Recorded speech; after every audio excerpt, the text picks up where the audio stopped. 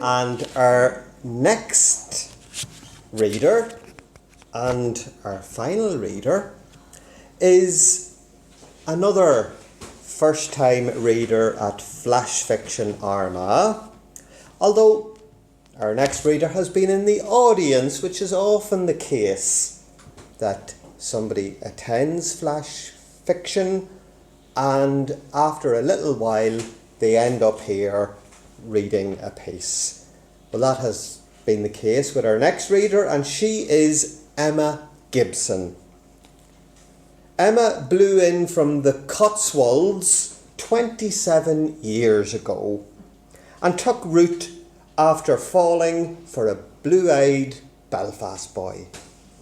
She now calls Belfast home and spends her time growing children, animals and vegetables, singing in a choir, baking, writing, teaching crochet, and tonight Emma Gibson is going to be reading Hook, Line and Sinker.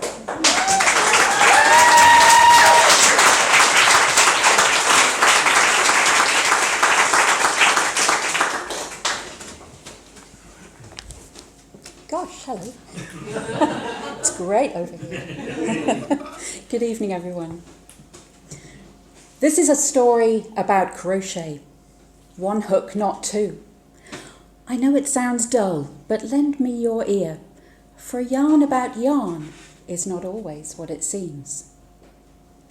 From the moment she walked in, I knew something was odd. I've taught crochet for years, seen all types and abilities, from extroverts and entertainers to sociopaths and complainers. But she was something different. It felt like she'd been shoved from the car that pulled up outside.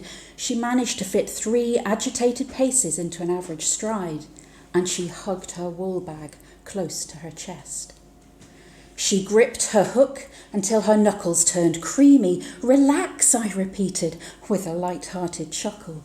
The stitches come easier if you let yourself go. Get into a rhythm. But no. Whilst the others responded and loosened their grip, she winced, recoiled almost. The beauty of loosely dropped stitches reflected the story of their crochet journeys.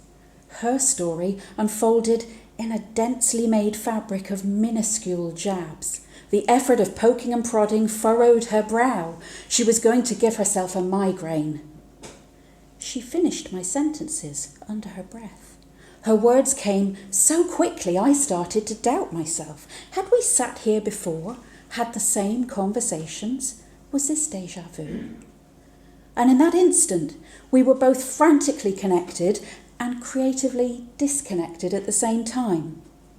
I found myself trying to second-guess her, to catch her out. My instructions became more outlandish, more elaborate, but eventually my words wisped, extinguished, and everyone paused, except her. She knew what I was doing.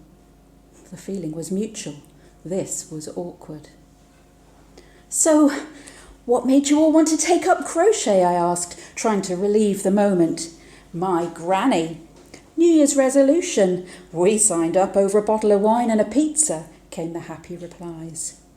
My husband, she spat. He thought it would help. Her words hung heavy in the coffee-infused air. Verbal shards punctured time. A nervous throat clear and a childlike laugh overcompensated.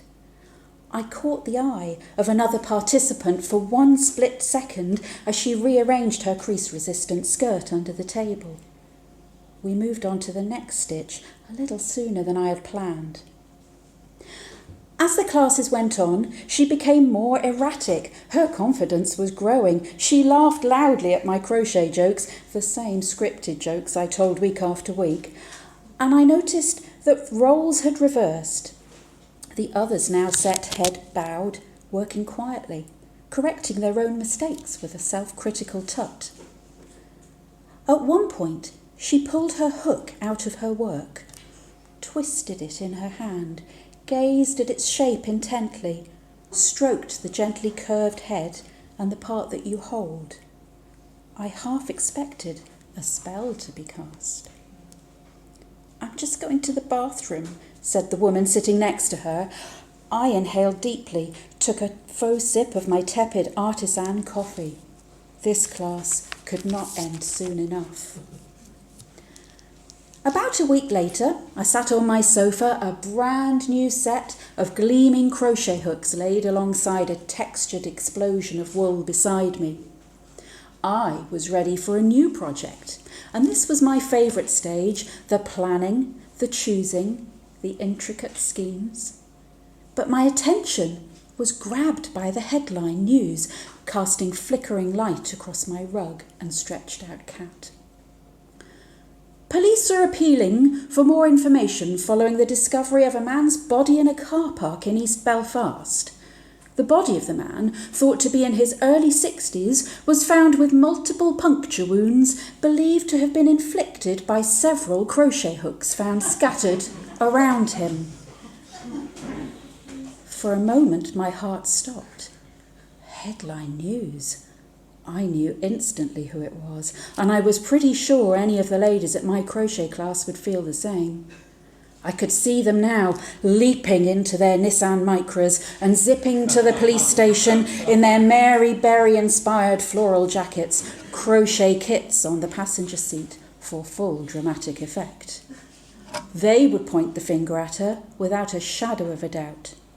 From the moment she walked in, we knew something was odd. She hugged her wool bag close to her chest. Her husband made her do it. She ruined our class, made me feel so uncomfortable, they would say, with smug satisfaction. And not one of them would ever suspect it was me.